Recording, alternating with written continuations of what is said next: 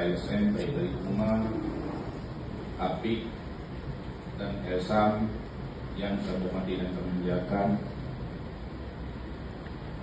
Yang paling berat daripada 3 LSM tadi saya lihat pertama tentang mengenai restitusi,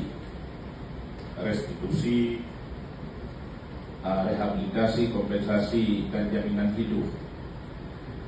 Karena di undang-undang ini tidak mengikat restitusi.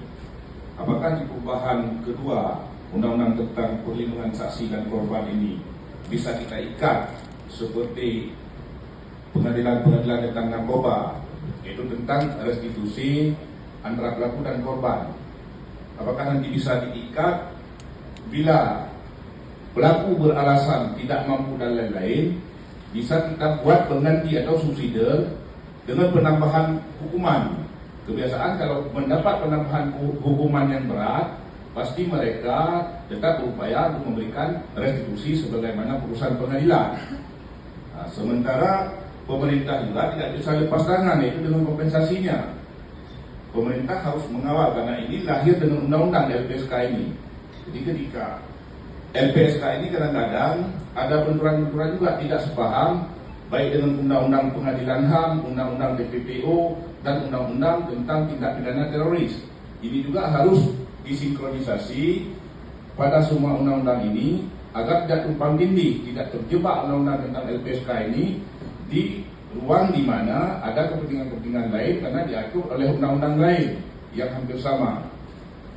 Di Aceh juga ada banyak kasus tentang antara pelaku dan korban.